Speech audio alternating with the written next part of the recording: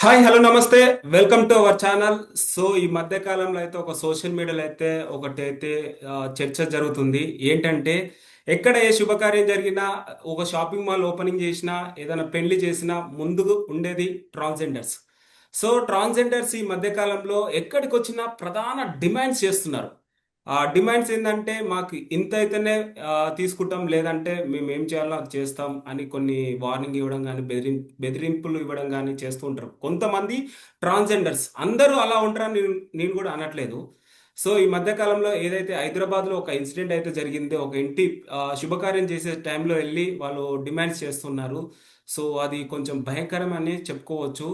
So ఒకసారి మనతో transgender Madhuri గారు అయితే ఉన్నారు, ఒకసారి అయితే అడిగి తెలుసుకుందాం. సో నమస్కారం అక్క.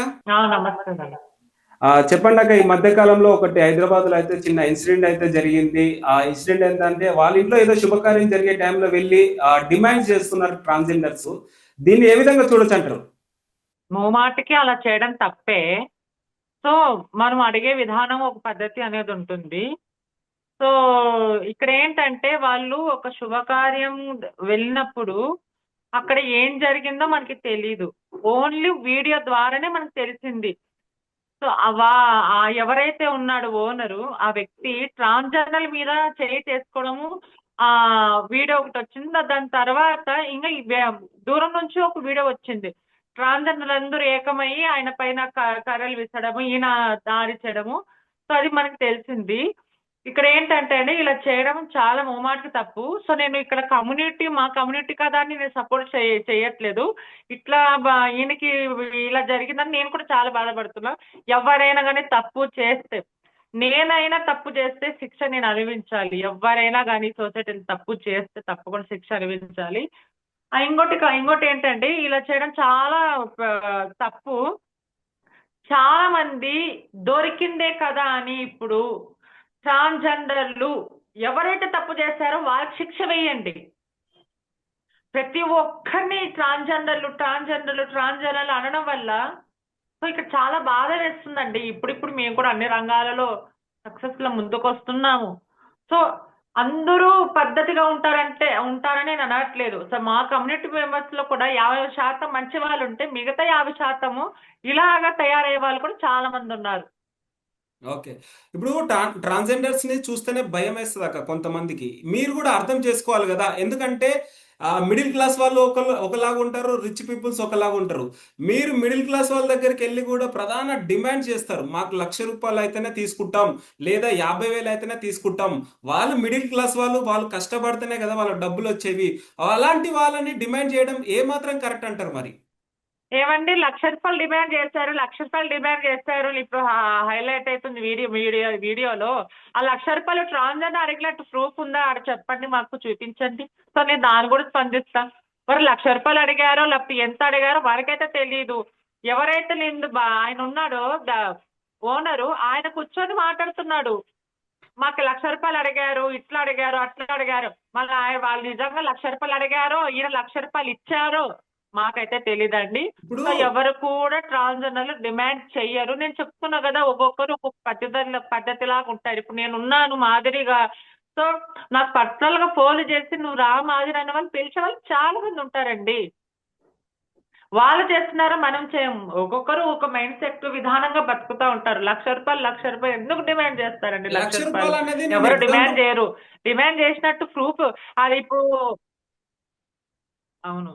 లక్ష ఇప్పుడు రూపాయలు ఆయన అనేది. మా ఇంటికి వచ్చారు, ఇట్లా చేశారు, వీడియో రిలీజ్ చేశారు కదా. దాన్ని బట్టి నేను ఏం మాట్లాడుతున్నానంటే, సో ట్రాన్స్జెండర్ తప్పు చేస్తే తప్పక శిక్ష చేయండి అంటున్నా. అలాగే దాంతో పాటు ₹1,00,000 వీళ్ళు అడిగినట్టు ఆ వీడియో ఏదన్నా ప్రూఫ్ ఉంటే చూపియండి. ఆ ₹1,00,000 ఈ ట్రాన్స్జెండర్ వ్యక్తులకి ఎవరికైతే ఇచ్చారో ఆ ప్రూఫ్ కూడా ఇద్దరు వైపు నుంచి ప్రూఫ్ తీసుకురావని చెప్పండి. దాని గురించి మాట్లాడదాం. వాళ్ళు నిజంగా ₹1,00,000 అడిగారా లేదా, అక్కడ అడిగారో లేదో మనకైతే తెలీదు. సో ఒకటే అక్క. అదే అనమాట అండి. ఒకటి గొడవ స్టార్ట్ అవ్వడానికి మెయిన్ ఒకటి ఏదో ఒక రీజన్ ఉంటది. తనకి పాసిబుల్ అయ్యే అమౌంట్ అడిగితే ఇచ్చేస్తాడు, దానికి మించి అడిగితే ఎలా ఇస్తాడు? ఏవండి ఇప్పుడు నేను అదే చెప్తున్నా, ఎవరైతే చేశారో మీరు వాళ్ళ దగ్గర పోయి అడగాలి కానీ ఇప్పుడు మామూలుగా నేను అలాంటివి చెయ్యను. నేను చెప్పాను కదా, నాకంటూ పర్సనల్ గా చాలా మంది ఫోన్లు చేసి రా మాధురి కొంచెం దిష్టి తీసుకోమ్మ భార్యకు ఏదైనా గృహప్రవేశాలు ఉంటే, సో అలాంటి వాళ్ళకు ఉంటే నేను పర్సనల్ గా వెళ్ళి వాళ్ళతో కలవడం మాట్లాడడం జరుగుతుంది. కానీ వీళ్ళలాగైతే నేను ఎవరు చెయ్యరు, కొంతమంది చేస్తారు.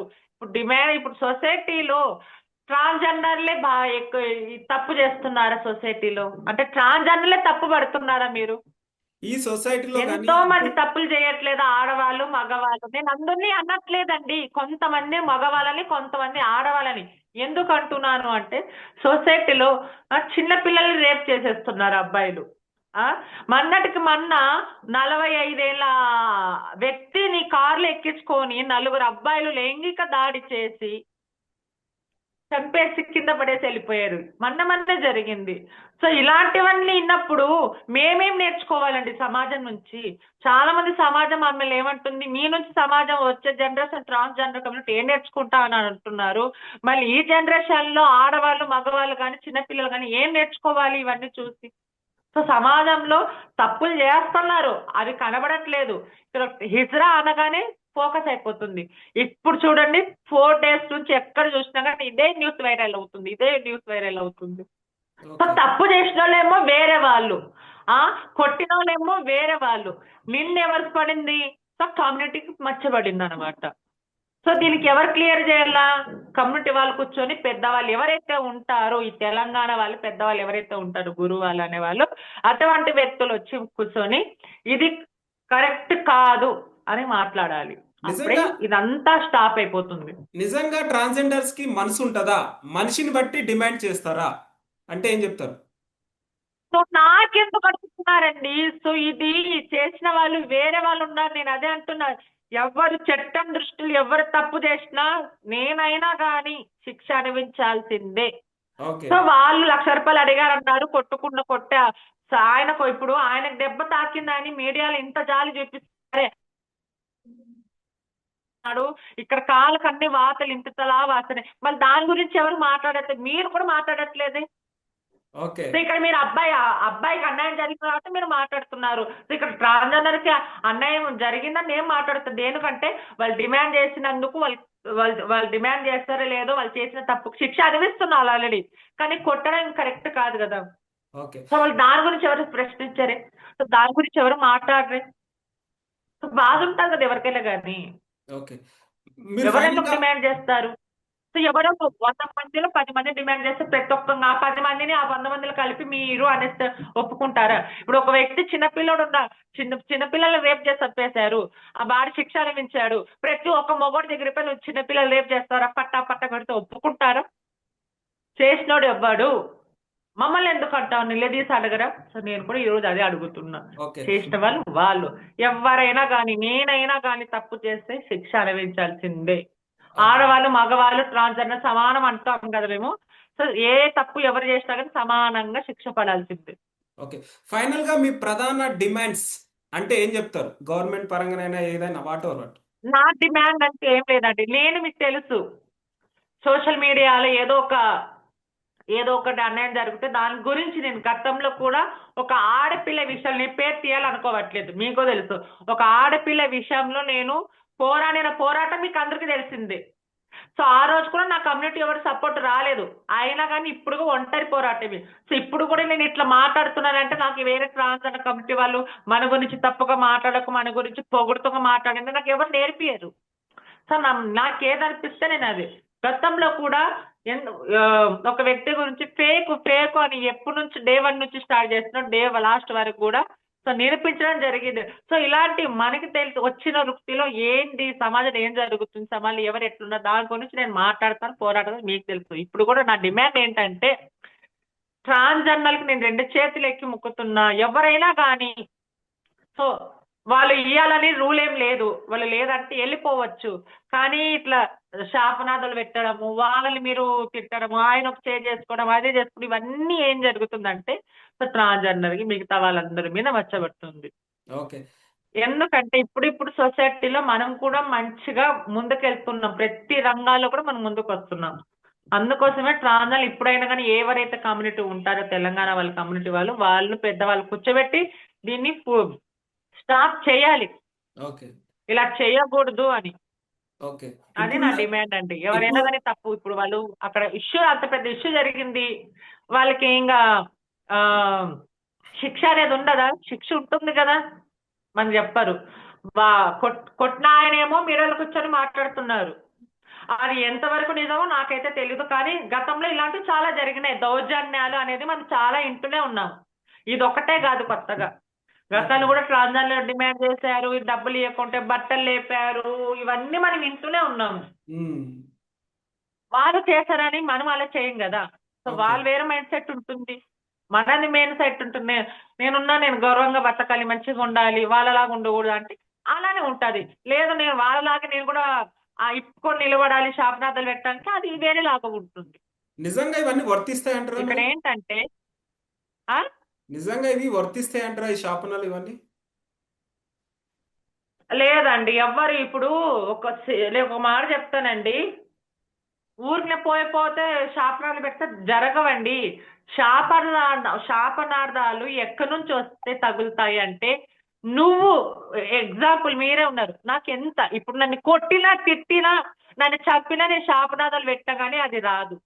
ఇక్కడ ఇక్కడ మీరు ఎంత గాయం తగిలింటుంటే నోటి నుంచి వస్తుందో అదే శాపనార్థం తగులుతుంది. అంటే గాలిపోయే మాటలకి మంత్రాలు కూడా రాలుతాయండి చిత్తకాయలకి. నిజమా కాదా?